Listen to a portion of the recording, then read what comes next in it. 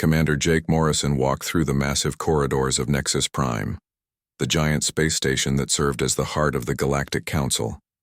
The walls were made of smooth metal that seemed to glow with its own light. Alien beings from hundreds of different worlds moved past him, some walking on two legs like humans, others floating or crawling in ways that still amazed him after 15 years. Jake had been Earth's main representative to the Council for 5 years now. He was a tall man with short brown hair and serious blue eyes. The uniform he wore was simple, dark blue with small Earth symbols on the shoulders. Unlike many of the other species who wore fancy robes or strange armor, humans kept things practical. Today felt different, though. The usual busy noise of the station seemed quieter. Alien faces that normally nodded politely at him now looked away. Something was wrong. Dr. Lisa Park caught up with him near the main council chamber. She was a small woman with black hair pulled back in a tight ponytail. Her job was to help Jake understand the science and technology issues that came up in council meetings. "Jake, have you seen the agenda for today's session?" Lisa asked, her voice worried. She held a small electronic tablet in her hands. "No. What's on it?" Jake stopped walking and looked at her. Emergency Resolution 2847. It was added this morning. No details, just that it requires immediate voting by all member species. Lisa's face was pale. That's never happened before. Jake felt a cold feeling in his stomach. In all his years with the Council, emergency resolutions were rare. They were only used for the most serious threats to galactic peace. They entered the Council chamber together. The room was enormous, with seats arranged in circles that went up toward the ceiling like a giant bowl. Each species had their own section with seats designed for their particular body types. The human section was small, just 20 seats, compared to some of the older species who had hundreds. At the center of the room stood the speaker's platform. Today, it was occupied by High Counselor Zeth Prima of the Zephyrian Empire. The Zephyrians were one of the oldest species in the galaxy. Zeth Prima looked like a tall, thin humanoid covered in silver scales. His large eyes were completely black, and when he spoke, his voice had a strange musical quality. "The session will now begin," Zeth Prima announced. His voice echoed through the chamber, automatically translated into every language. "We gather today to address a growing threat to galactic peace and stability." Jake exchanged glances with Lisa. "A threat? What threat? For too long, we have allowed certain species to build military forces beyond what is necessary for self-defense," Zeth Prima continued. "Some have used their membership in this council as an opportunity to spread their influence through force rather than cooperation." Around the chamber, Jake could see representatives from different species nodding. The Klaxon Collective, a group of gray, bug-like beings who loved rules and paperwork, seemed especially pleased. The Melodians, who looked like tall, graceful trees with faces, swayed gently in what Jake knew was their way of showing agreement. "The Galactic Council has always stood for peace," Zeth Prima said. "Today, we take action to preserve that peace. I present Emergency Resolution 2847. A holographic display appeared above the chamber, showing the text of the resolution. Jake read it quickly, and his heart began to beat faster. The resolution required all species that had joined the Council within the last 50 years to surrender 90% of their military assets within 6 months. This included all faster-than-light warships, planetary defense systems, and advanced artificial intelligence research. Jake looked around the chamber and realized that most of the species this resolution targeted were the newer, smaller members. But as he read further, he saw that one species was mentioned specifically by name: humanity. The human species, the resolution stated, has shown concerning patterns of rapid military expansion and aggressive territorial growth. Their unpredictable nature and tendency toward violence make them a particular risk to galactic stability. Lisa grabbed Jake's arm. "They can't be serious," she whispered. But looking at the faces around the chamber, Jake could see they were very serious indeed. Species after species stood up to speak in favor of the resolution. The Vortani, who were major traders, talked about how human military ships made their trade routes feel unsafe. The Gentle Collective, a group of peaceful farmer, species worried that humans were too quick to use weapons to solve problems. When it was Jake's turn to speak, he stood up slowly. The chamber became quiet. He could feel hundreds of alien eyes watching him. "High Counselor," Jake began, his voice steady despite his anger. "This resolution appears to target humanity specifically. We have never attacked any council member. We have followed all treaties and agreements. Our military exists only to protect our own worlds and trade routes." SciFiPrime's black eyes fixed on Jake. "Commander Morrison, humanity's rapid expansion and military buildup cannot be ignored. In just 15 years since joining this council, you have established military bases in over 200 star systems. You have built warships using technologies that some species took centuries to develop. This pattern suggests aggressive intentions." "Our expansion has been peaceful," Jake replied. "We have established colonies and trade posts, not conquest fleets. Every world we have settled was either uninhabited or we reached agreements with the native species. Nevertheless," SciFiPrime said, "the Council has concerns. This resolution will ensure that all newer species contribute to galactic peace by reducing their capacity for warfare." Jake looked around the chamber one more time. He could see that the vote was already decided. The older, more powerful species had made up their minds before the session even began. "High Counselor," Jake said, his voice growing stronger, "I request time for my government to consider this resolution. 6 months is not enough time to make such major changes to our defense systems." "The timeline is not negotiable," SciFiPrime replied. "The threat to galactic peace requires immediate action." The vote was called. Species after species voted in favor of the resolution. A few smaller species voted against it, but they were easily outnumbered. When the final count was announced, Emergency Resolution 2847 had passed by a wide margin. Jake stood up again as the chamber began to empty. Many of the alien representatives avoided looking at him as they filed out. Some even seemed embarrassed by what they had just done. "High Counselor," Jake called out, his voice carrying across the chamber. SciFiPrime stopped and turned back toward him. "Humanity will respond to your ultimatum in due time," Jake said clearly, making sure his words were recorded by the session's official monitors. "But know this, we have never surrendered to anyone, and we don't plan to start now." For just a moment, Jake saw something flicker in SciFiPrime's black eyes. It might have been surprise or maybe even a little bit of fear. But then the Zephyrian's face became blank again. 6 months, Commander Morrison. The Council expects full compliance." As Jake and Lisa left the chamber, Lisa whispered, "What are we going to do? If we refuse, they might kick us out of the Council completely. Or worse, they might see it as proof that we really are a threat." Jake was quiet for a long moment as they walked through the corridors of Nexus Prime. Finally, he smiled, but it wasn't a happy smile. "Lisa, I think it's time we showed the Galactic Council exactly what humanity is capable of. But first, we need to get a message back to Earth. Admiral Carter and the Defense Council need to know what just happened here." "You think Earth has a plan for something like this?" Lisa asked. Jake's smile grew a little wider. "Lisa, Earth has had a plan for something like this since the day we joined the Council. The question isn't whether we have a plan. The question is whether the Council is ready for what's coming next."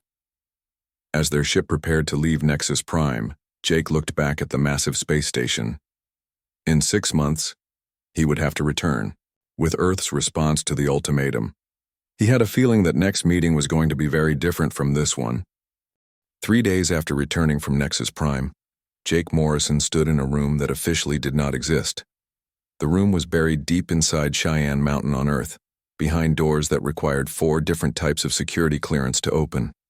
The walls were lined with screens showing star maps, ship positions, and data streams that would have made the Galactic Council very nervous. General Mike Foster sat at the head of a long metal table. He was a big man with gray hair and scars, on his hands from his early days as a combat engineer. Around the table sat some of the most important people in Earth's military and scientific community. Dr. Amy Chen was there, a small Asian woman with tired eyes who had spent the last 10 years working on projects that could not be discussed outside these walls. Next to her sat Captain Steve Miller, a quiet man who commanded ships that most people didn't know existed. Director Karen White, head of human intelligence, looked like a schoolteacher but knew secrets that could change the balance of power in the galaxy. "So they want us to disarm," General Foster said after Jake finished his report about the council meeting. 90% of our military assets, that's almost everything we've shown them. Almost everything we've shown them, Jake repeated. But that's the key, isn't it, what we've shown them? General Foster smiled. It was not a nice smile. "Jake, I think it's time we brought you fully into Project Prometheus. Dr. Chen, would you do the honors?" Dr. Chen stood up and walked to the main screen at the front of the room. With a few touches, the screen came alive with images that made Jake's mouth fall open. "What you're seeing," Dr. Chen said, "is the real human military. Not the fleet we parade around in Council space, but the actual defense network we've been building since we joined the Galactic Council." The screen showed dozens of star systems, with small symbols marking various installations. But these weren't the colonies and bases that Jake knew about. These were hidden facilities built inside asteroids, on the dark sides of moons, and in empty space between star systems. "We have been preparing for this day since the moment we realized how the Council really works," Dr. Chen continued. "Every time we met a new alien species, we studied their technology. Every time we signed a trade agreement, we learned something new. And every time we built something better." Captain Miller stood up and pointed to a cluster of symbols near the edge of human space. "Those are my ships," he said quietly. "Stealth reconnaissance vessels that can travel anywhere in the galaxy without being detected by Council sensors. We've been mapping their military installations for years." Jake stared at the screen. "How many ships are we talking about?" "More than the Council thinks exist in our entire military," Captain Miller replied. "But that's not the impressive part. Show him the factories, Amy." Dr. Chen touched the screen again. New symbols appeared scattered throughout human space. "Automated manufacturing facilities," she explained. "We took Klaxon industrial technology and improved it. We combined Zephyrian energy systems with human engineering. We learned Melodian organic computing and made it work with our quantum processors. We can build ships faster than any species in the galaxy," General Foster added. "And not just any ships, better ships." Director White finally spoke up. "The intelligence side has been busy too. We know that at least 12 Council species are unhappy with Zephyrian leadership. The Vortani hate the trade restrictions. The Melodians are being forced to support policies they don't believe in. Even some of the Klaxon subfactions think the bureaucracy has gone too far." Jake looked around the room. "How long has this been going on?" "Since day one," General Foster said. "The first time we sat in that council chamber, we realized we were the youngest species in a very old game.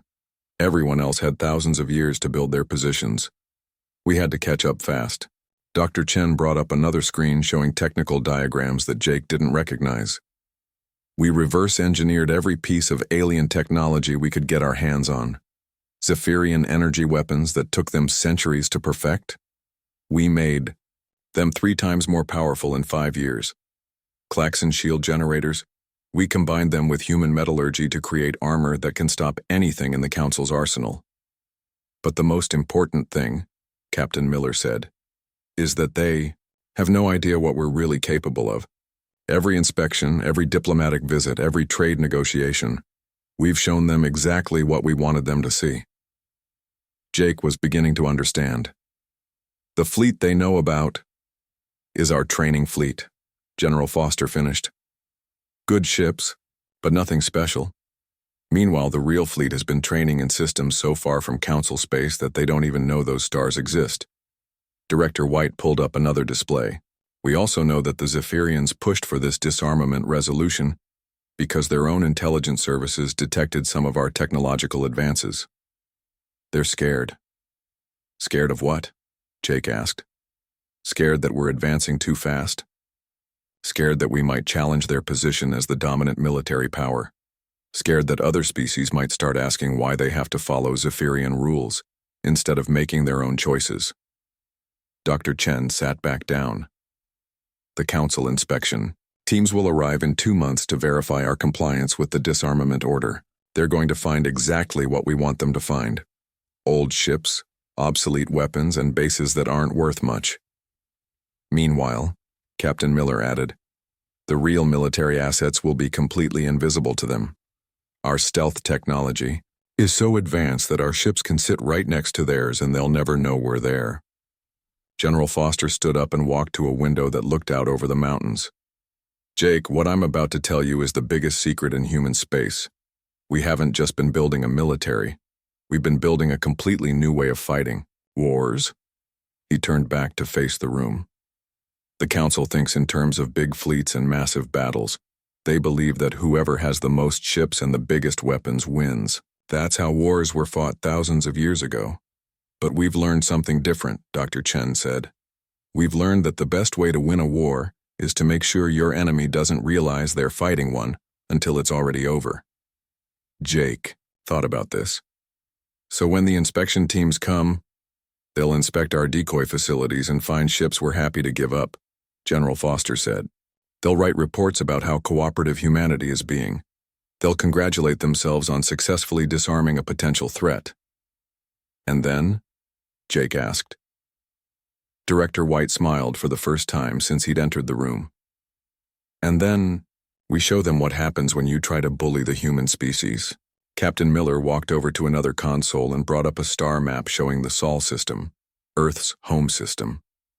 Admiral Ben Carter has been discreetly repositioning our real fleet. By the time the Council realizes what's happening, every important system in human space will be protected by weapons they can't detect and can't fight. But we're not planning to fight them, General Foster said quickly. At least not the way they expect. Our goal is to completely change the rules of the game. Dr. Chen stood up again. The Galactic Council has been running on the same system for thousands of years. Old species control everything, new species follow orders, and everyone pretends that's the natural way of things. But what if it's not? Jake said, finally beginning to see the whole picture. Exactly, General Foster said. What if there's a better way to organize a galactic civilization? What if species could cooperate as equals instead of following the orders of whoever happens to be the oldest? Director White pulled up files showing various alien species. Our intelligence suggests that more than half the Council members would support a different system if they thought it was possible. But they're afraid to speak up because the Zephyrians and their allies control the military. So we change that, Jake said. So we change that, General Foster agreed. But first we have to survive the next 4 months. The inspection teams are just the beginning. If our plan works, the Zephyrians are going to realize they've made a serious mistake. Captain Miller returned to his seat. My ships are already in position to monitor every major Council military base. The moment they make any aggressive moves toward human space, we'll know about it hours before their own commanders do. Dr. Chen touched her tablet and all the screens in the room went dark except for one. It showed a simple message. Project Prometheus, Phase 1 complete. Gentlemen and ladies, General Foster said, we've spent 15 years preparing for this moment. In 4 months, the Galactic Council is going to learn that there's a big difference between trying to disarm humanity and actually succeeding. Jake looked around the room one more time. When he had left for Nexus Prime a week ago, he thought he was representing a small young species trying to find its place in a big galaxy. Now he realized he was part of something much bigger. General, he said, what do you need me to do? Go back to Nexus Prime in 2 months when the inspection teams arrive. Act surprised when they find our old equipment. Act disappointed when we have to give up our obsolete bases.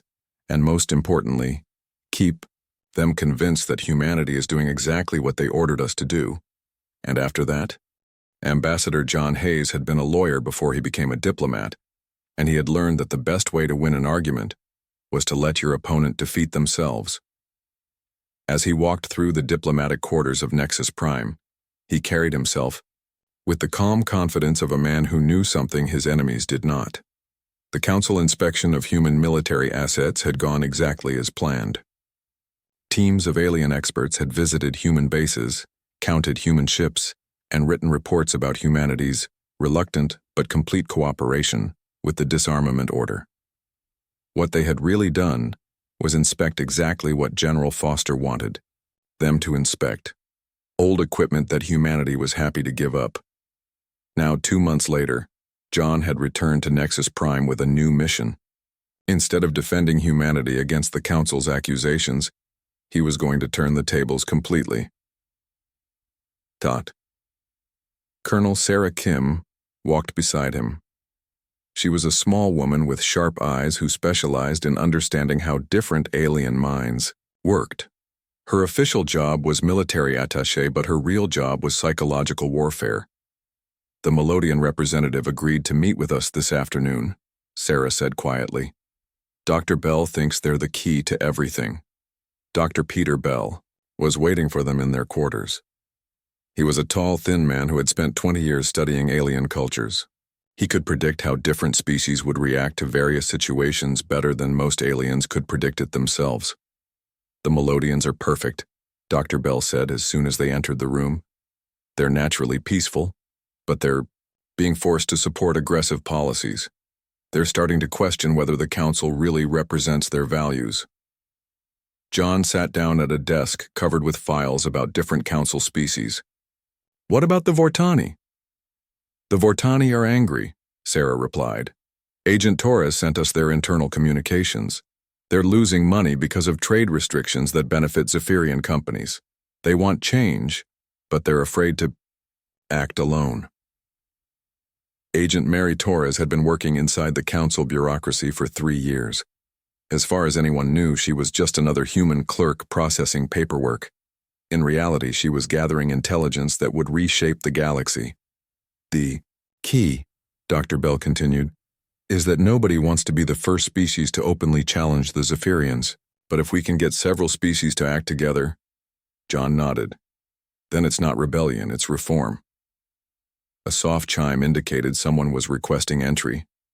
Sarah checked the security display and nodded to John. "It's the Melodian representative." The door opened to reveal Ambassador Singh Harmony of Ancient Woods, whose name was thankfully shortened to Ambassador Singh in council meetings. The Melodian looked like a 7-foot-tall tree with a face carved into the bark and leaves that changed color based on mood. Right now the leaves were a worried shade of yellow-green. "Ambassador Hayes," Singh said in the musical voice all Melodians used, "I hope you will understand that this meeting must remain completely confidential." "Of course," John replied. "Please make yourself comfortable." Singh moved to a specially designed chair that could accommodate the Melodian's unusual body. The leaves rustled nervously as Singh settled into position. "I must tell you," Singh began, "that many of my people are troubled by recent events. The forced disarmament order goes against everything we believe about cooperation and mutual respect." John leaned forward slightly. "Ambassador, may I ask how the Melodians feel about the way the Council makes decisions in general?" The leaves turned a deeper shade of yellow. "In truth, we often feel that our voices are not heard. The older species make decisions, and the rest of us are expected to follow along. This is not the cooperation we hoped for when we joined the Council." Sarah spoke up. "What if there was a way to change that? What if the Council could become more democratic with all species having equal say in decisions?" "That would be wonderful," Singh replied, "but the Zephyrians and their allies would never allow it. They have too much power to give up." "What if they didn't have a choice?" John asked quietly. The Melodian's leaves stopped rustling entirely. "What do you mean?" John stood up and walked to the window that looked out over the main part of Nexus Prime.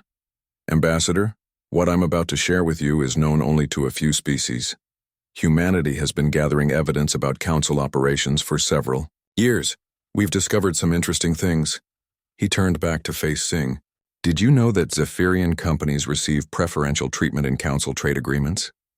Did you know that they've been building new military bases while demanding that other species reduce their defenses? Did you know that they've been using their position on the Council to suppress technological development in other species?" The Melodian's leaves turned bright orange, a sign of shock. "You have proof of this?" Sarah activated a holographic display that showed financial records, construction reports, and communication intercepts. "We have extensive documentation. The Zephyrians have been using the Council as a tool to maintain their dominance over other species. This is..."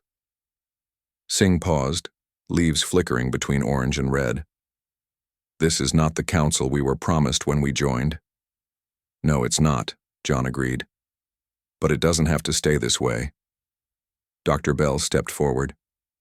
"Ambassador, humanity is building a coalition of species who want real reform. Not revolution, not war, but genuine change that benefits everyone."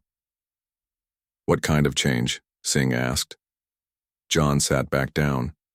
"A new council structure where all species have equal votes. Trade agreements that benefit everyone, not just the oldest species.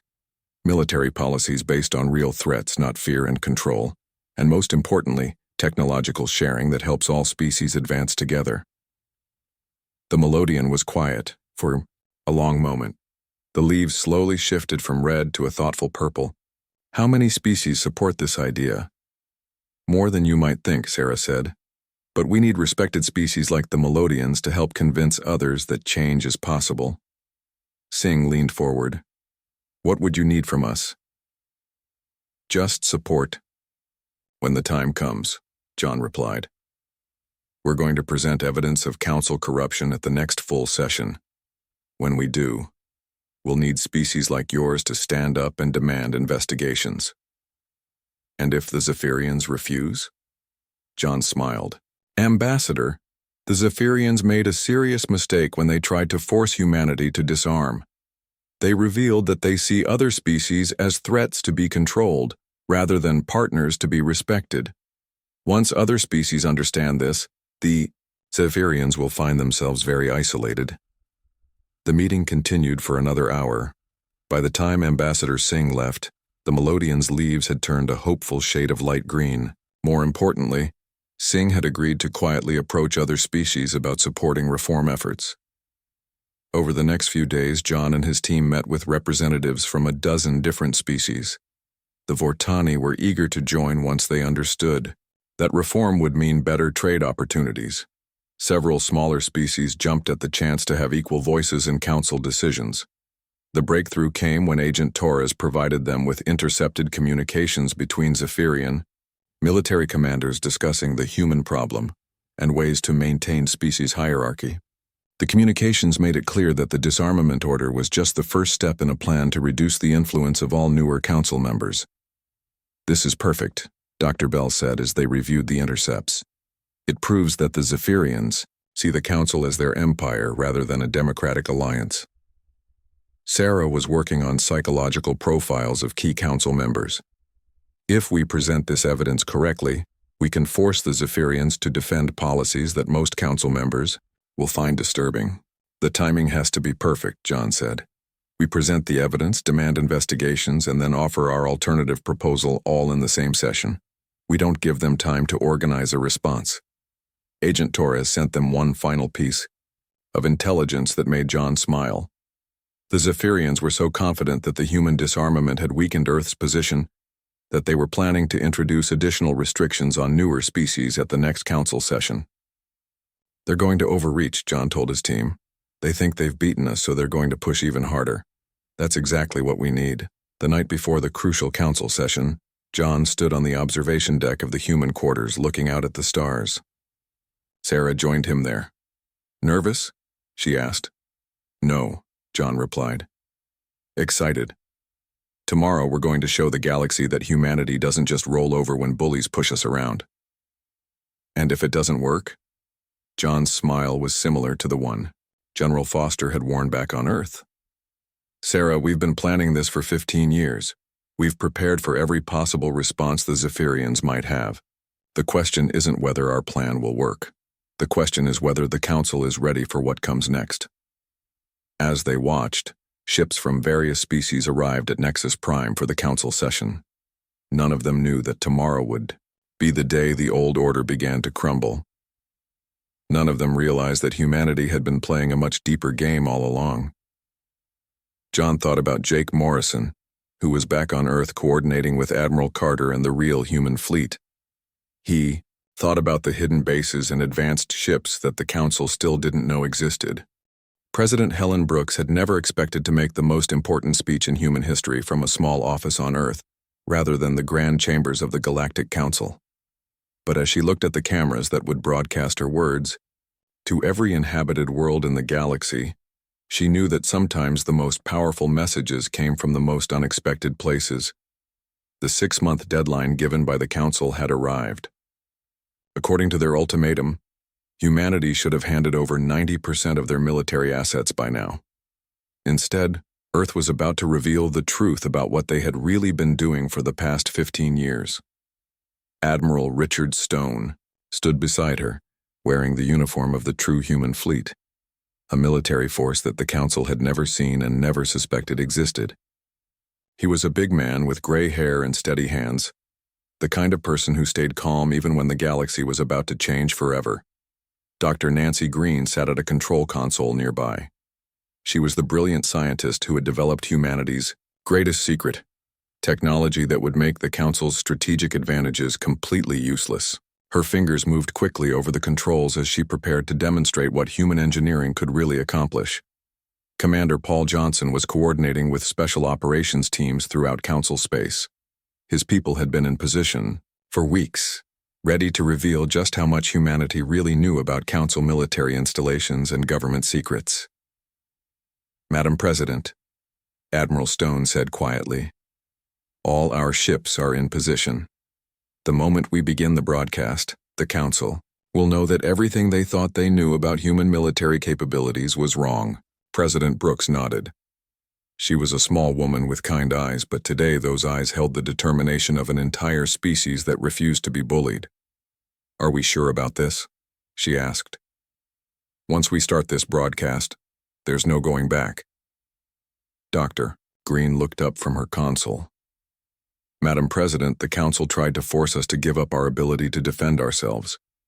They wanted to turn us into a junior member species that would follow their orders without question. That was never going to happen. Besides," Commander Johnson added, "our intelligence shows that they're planning even more restrictions on newer species. If we don't act now, things will only get worse." President Brooks took a deep breath. "Then let's show them what humanity is really capable of. Begin the broadcast." The cameras activated, and President Brooks began speaking to the galaxy. "Citizens of the Galactic Council," she said, her voice calm but strong.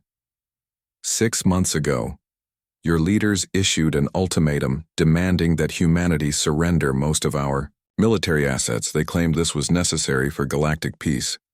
Today, I want to share the truth about that ultimatum and about humanity's response." She paused as Dr. Green activated displays showing star maps and fleet positions. "The truth is that the disarmament order was never about peace. It was about maintaining the power structure that has controlled this galaxy for thousands of years. The Zephyrians and their allies wanted to prevent humanity from growing strong enough to challenge their dominance." Admiral Stone stepped forward. "What the Council didn't realize is that humanity has been preparing for this day since we first joined the Council.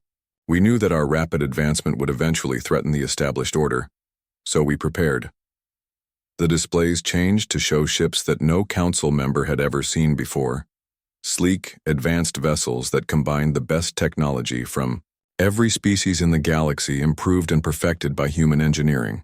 "What you're seeing," Admiral Stone continued, "is the true human fleet, not the training ships and obsolete equipment that Council inspection teams examined, but the real military force that has been defending human space."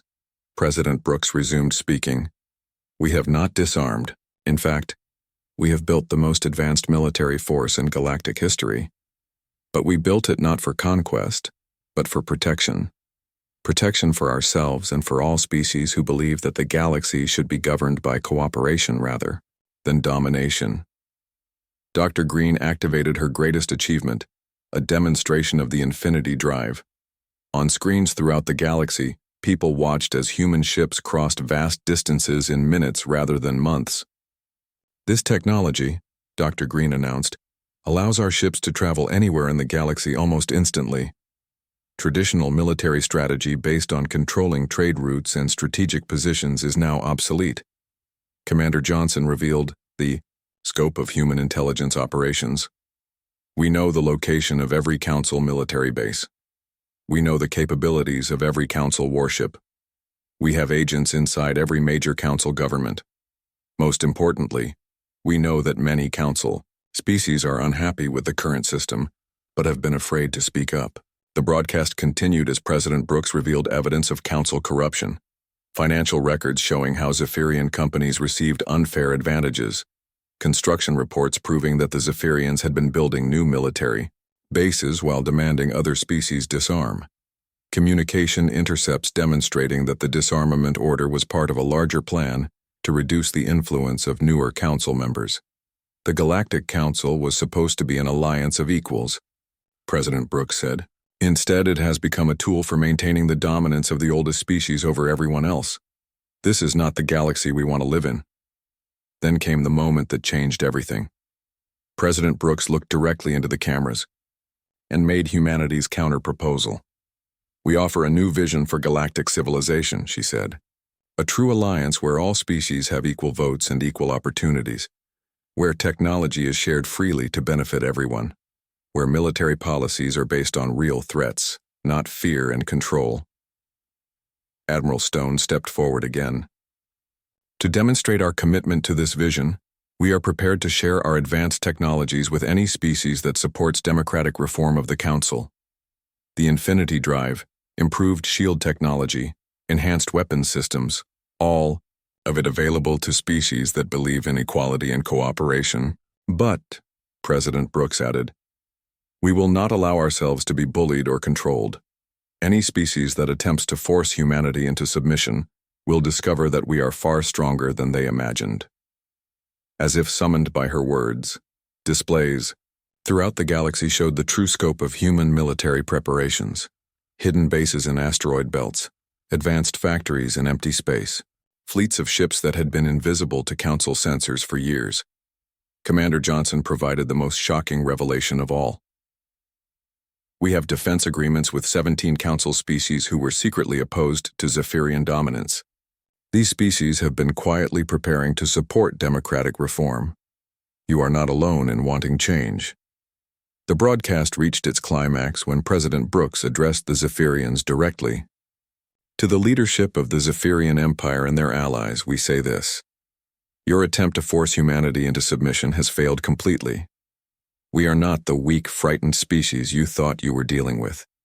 We are prepared to defend ourselves and our allies against any aggression. Dr. Green activated one final demonstration, a real-time view of human ships materializing near every major Council military installation simultaneously. The message was clear. Humanity could strike anywhere in the galaxy at any time. We do not want war, President Brooks concluded. We want justice. We want equality. We want a galaxy where all species can prosper together. The choice is yours. Join us in building a better future, or continue clinging to an old system that benefits only a few at the expense of everyone else. The broadcast ended, and for a moment the galaxy was silent. Then everything exploded into chaos. Emergency council sessions were called on Nexus Prime. Zephyrian military commanders scrambled to understand how their intelligence had failed so completely. Species that had secretly supported humanity began openly calling for reform. Admiral Stone monitored the responses from the Council's military forces. Several Zephyrian fleets are moving toward human space, he reported. They're not taking this well. President Brooks nodded grimly. We expected that. The Zephyrians won't give up their power easily. Commander Johnson, are our people ready? Ready and waiting, Madam President. If they want to test humanity's resolve, we'll show them exactly what we're capable of. Dr. Green was tracking communication intercepts from throughout Council space. The response from other species is better than we hoped. The Melodians are calling for immediate reform votes. The Vortani are demanding investigations into Zephyrian corruption. Even some of the smaller species that usually stay quiet are speaking up. President Brooks looked out the window at the stars. Somewhere out there, the galaxy was deciding its future. The old order of domination and control was being challenged by a new vision of equality and cooperation. Madam President, Admiral Stone said, the Zephyrian fleets have entered human space. They're demanding we surrender immediately. President, Brooks smiled, but it was not a gentle smile. Admiral, I think it's time we showed them what happens when someone tries to bully humanity. Activate all defense systems. Show them that our words weren't empty threats. Fleet Admiral Chris Parker had commanded military operations on 3 different worlds, but he had never faced a situation quite like this. From the bridge of the USS Liberty, humanity's new flagship, he watched as Zephyrian battle fleets approached the outer edges of the Sol system. The Zephyrians had come in force, over 200 warships representing the largest military operation in Council history. They expected to find a small frightened species ready to surrender after making empty threats. Instead, they found something that changed their understanding of warfare forever. Admiral, reported Captain Tony Lewis from the sensor station, Zephyrian fleets have entered detection range. They're maintaining attack formations and broadcasting surrender demands. Admiral Parker was a calm man who had learned that the key to winning battles was preparation rather than aggression. Open a channel to High Commander SciFiPrime. Let's see if we can end this without anyone getting hurt. The main screen showed the familiar silver-scaled face of the Zephyrian leader. His black eyes were filled with anger and confidence. Admiral Parker, SciFiPrime said in his musical voice, you will order all human forces to stand down immediately. Your species has violated Council law and threatened galactic peace. Surrender now, or we will take action to protect the galaxy from human aggression. Admiral Parker leaned back in his command chair. High Commander, you seem to misunderstand the situation. We haven't threatened anyone, we've simply refused to disarm at your demand. There's a big difference. You have built illegal military forces and hidden them from Council oversight. SciFiPrime replied. This aggressive behavior cannot be tolerated. Illegal, according to whom? Admiral Parker asked. Show me the law that says a species can't defend itself. Show me the treaty that gives the Council the right to disarm member species without their consent. For a moment, SciFiPrime said nothing. They both knew that no such laws existed. The Council has the authority to maintain galactic peace, SciFiPrime finally said. The Council has the authority that member species give it, Admiral Parker corrected. And many member species are starting to question whether the current Council leadership really serves their interests. On his tactical display, Admiral Parker could see that more ships were arriving in the system. But these weren't Zephyrian reinforcements. They were vessels from species that had secretly agreed to support human reform efforts. General Kevin Wright, who was coordinating the defense from a command center on Earth, opened a communication channel. Admiral, we're receiving messages of support from 17 different species. The Melodians, Vortani, and others are publicly calling for the Zephyrian fleet to withdraw. SciFiPrime's expression changed as his own sensors detected the new arrivals. You have turned other species against the Council. We've shown other species that they don't have to accept domination disguised as cooperation, Admiral Parker replied. High Commander, you have a choice to make. You can continue with this attack and start a war that will destroy the Council system entirely, or you can return to Nexus Prime and participate in real negotiations about galactic government. We will not negotiate with rebels and terrorists, SciFiPrime declared. Admiral Parker sighed. High Commander, you just made a very poor decision. What happened next became known as the Battle of Sol, though calling it a battle was generous, to the Zephyrian forces. Diplomat Sandra Lewis had spent months preparing for this moment. From her position aboard a neutral ship, she coordinated with allies throughout the galaxy as the confrontation unfolded. The first indication that something was wrong came when Zephyrian ships began reporting system failures. Weapons that wouldn't fire, shields that flickered on and off, navigation systems that showed false readings. Unknown to the Zephyrians, human cyber warfare specialists had been infiltrating Council military networks for years. Their entire fleet is compromised, reported Dr. Rebecca Hall from her position at the Technology Center. Every system they rely on has human-designed backdoors that we can activate at will. But the real shock came when Admiral Parker activated humanity's true defensive capability. What the Zephyrians thought was empty space around Sol suddenly filled with human warships, as stealth systems deactivated. Ships that had been invisible to every sensor the Council possessed materialized throughout the system. The Zephyrian fleet found themselves surrounded by a force 3 times their size, equipped with technology they didn't understand, and couldn't fight. "High Commander," Admiral Parker said calmly, "I'm going to give you one more chance to withdraw peacefully. After that, we're going to disable your fleet and send you home in escape pods." SciFi's pride wouldn't let him surrender. "All ships attack the human vessels." It was over in minutes. Human ships moved with impossible speed and precision. Zephyrian weapons that had been the most advanced in the galaxy bounced harmlessly off human shields. Energy beams that should have destroyed human vessels were absorbed and redirected back at their sources.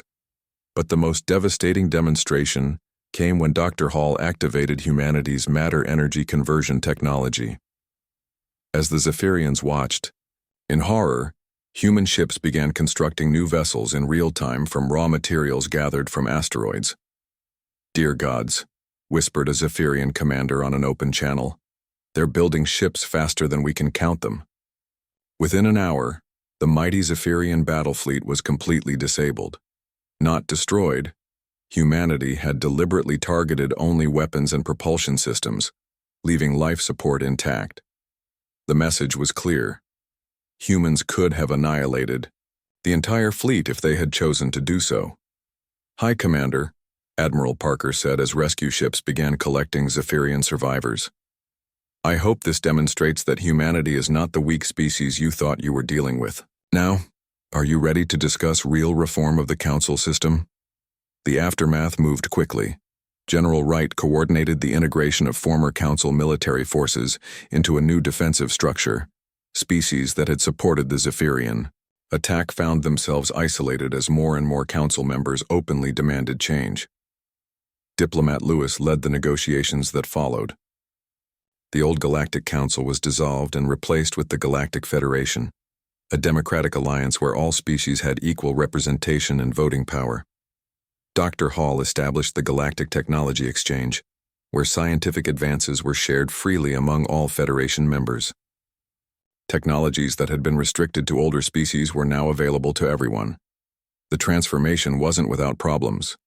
Some Zephyrian factions refused to accept the new order and attempted to form their own separate government. A few, other species tried to exploit the chaos for their own advantage. But the vast majority of former Council members embraced the new system. Trade expanded as economic restrictions were lifted. Scientific advancement accelerated as species shared knowledge freely. Military tensions decreased as the new Federation focused on cooperation rather than domination. 5 years later, Admiral Parker stood on the bridge of the UFS Unity, the Federation's new flagship. The ship was crewed by representatives from dozens of species all working together as equals. The bridge itself reflected the new galactic order. Humans working alongside Melodians, Vortani, former Klaxon bureaucrats, and even some Zephyrians who had embraced democratic principles. Jake Morrison, now Admiral Morrison, served as the ship's diplomatic liaison. The man who had once faced down the Council's ultimatum was now helping to build the peaceful galactic civilization that humanity had always envisioned. "Admiral," reported Lieutenant Sarah Hoffman from the communications station, "we're receiving a priority message from the Andromeda sector. 3 new species are requesting Federation membership." Admiral Parker smiled. "Standard procedure, Lieutenant. Send them the membership requirements and schedule first contact meetings. Make sure they understand that the Federation is based on equality and cooperation, not domination." "Yes, sir," Lieutenant Hoffman replied. "They'll be pleased to hear that, according to their message, they've been watching how the Federation operates and they want to be part of it." Dr. Rebecca Hall, now Director of Federation Technology Exchange, was working at a science station nearby. "Admiral, the latest reports show that galactic scientific advancement has increased by 400% since we established the technology sharing protocols. Species are making discoveries that would have taken centuries under the old system." Admiral Parker nodded with satisfaction. That's what happens when people work together instead of trying to control each other. As the UFS Unity continued its patrol of Federation space, Admiral Parker reflected on the events that had brought them to this point. The Galactic Council's attempt to disarm humanity had been intended to maintain an old order based on fear and domination. Instead, it had sparked the creation of something better, a galactic civilization based on the principles that humanity had always believed in, that all sentient beings deserved equal treatment, that cooperation was stronger than coercion, and that the best way to ensure peace was to make sure everyone had a voice in their own future. The galaxy that had once tried to force humanity into submission had been transformed by humanity's refusal to accept that things had to stay the way they always were.